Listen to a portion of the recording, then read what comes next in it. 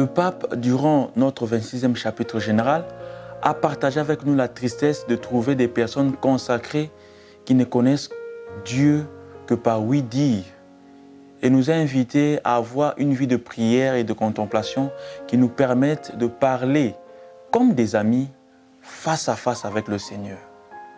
La vie de Claret, enracinée dans une profonde rencontre avec Dieu, nous met en défi de nous réveiller et de surmonter toute tentation de paresse spirituelle.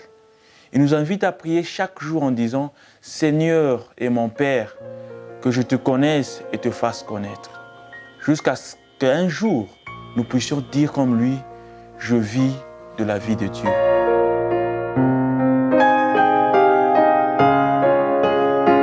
Merci Père de nous avoir oints par ton esprit et de nous avoir fait participer à la plénitude du Christ, ton Fils.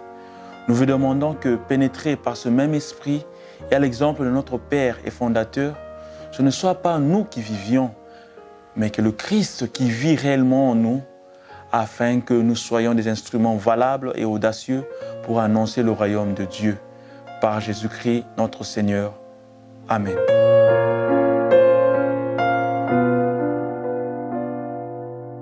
De la lettre de Saint Paul aux Colossiens.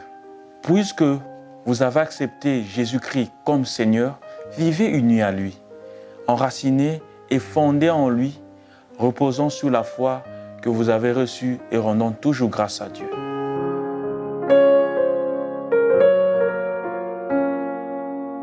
Notre Père fondateur, au moment de la fondation de la congrégation, lorsque ses compagnons ressentaient le vertige de commencer une grande œuvre, leur proposait de prier avec le psaume 22. De cette façon, ils enracinaient l'audace de leurs rêves, non pas en eux-mêmes, mais en Dieu. Le Seigneur est mon berger, je ne manquerai de rien. Sur des prés d'herbes fraîches, il me fait reposer, il me mène vers les eaux tranquilles et me fait revivre. Le Seigneur est mon berger, je ne manquerai de rien. Il me conduit par le juste chemin pour l'honneur de son nom. Si je traverse le ravin de la mort, je ne crains aucun mal, car tu es avec moi. Ton bâton me guide et me rassure. Le Seigneur est mon berger, je ne manquerai de rien.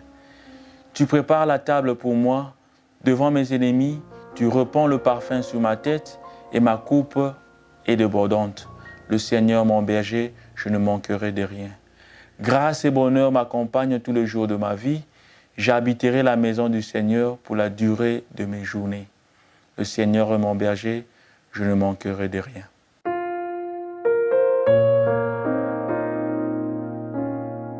Je marcherai continuellement en présence de Dieu intérieurement.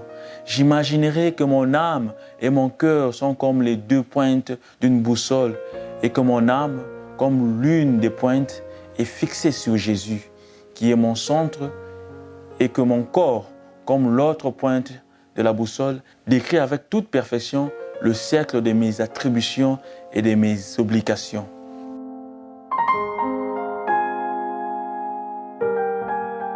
Les premiers mots du rêve de Dieu pour notre congrégation dans le document final du chapitre sont « Nous rêvons d'une congrégation pèlerine, enracinée dans la foi, en Jésus-Christ et dans la spiritualité clarétaine. » Sans cet enracinement, il n'y a pas de possibilité d'audace missionnaire.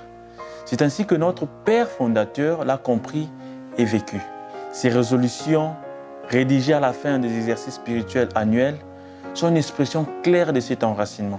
Par exemple, la première de 1857, « Je ferai construire une chapelle au milieu de mon cœur et là, jour et nuit, j'adorerai Dieu par un culte spirituel. Mon âme, comme Marie, sera au pied de Jésus pour écouter ses voix et ses inspirations. Et ma chair ou mon corps, comme Marthe, marchera avec humilité et sollicitude en faisant tout ce que je sais être pour la plus grande gloire de Dieu et le bien de mon prochain. » Comme nous l'avons entendu dans la lecture clarétaine, le simulacre de la boussole, au-delà du langage typique du 19e siècle, est un message clair. La façon de vivre fidèlement notre vocation missionnaire est d'être fermement enraciné dans le Christ. Cette résolution de Claret écrite 9 ans plus tard, en 1866, que ce qu'il dit de la chapelle faite au milieu de son cœur est une belle image de son engagement continu à vivre ce que Saint Paul nous dit dans la lecture que nous avons entendue. Vivez unis à lui, enracinés et fondés en lui. Sommes-nous des missionnaires qui ne connaissent Dieu que par oui dire, comme le pape nous a mis en garde? Ou sommes-nous de plus en plus enracinés dans notre rencontre avec le Christ? Où est-ce que la boussole de notre vie missionnaire plonge-t-elle son point central?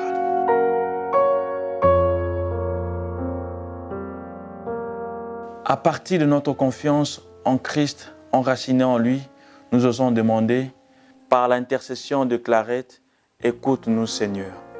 Que tous les membres de l'Église, encouragés par le pape François, soient un exemple audacieux de fidélité au Christ, prions le Seigneur.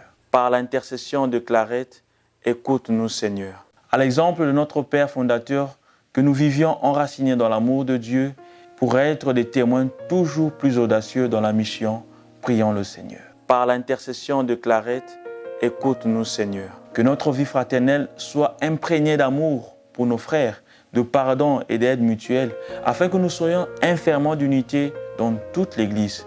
Prions le Seigneur. Par l'intercession de Clarette, écoute-nous Seigneur. Que les missionnaires en difficulté tournent leurs yeux et leur cœur vers le Christ afin d'être fermement enracinés en lui et de sortir plus forts de l'adversité. Prions le Seigneur. Par l'intercession de Clarette, écoute-nous Seigneur. D'autres intentions peuvent être ajoutées.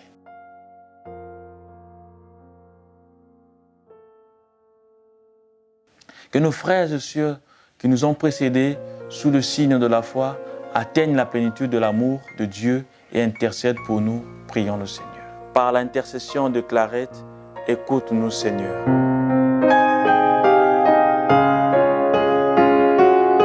Seigneur, tu es mon amour, mon honneur, mon espoir et mon refuge. Tu es ma gloire et ma fin, mon maître, mon Père.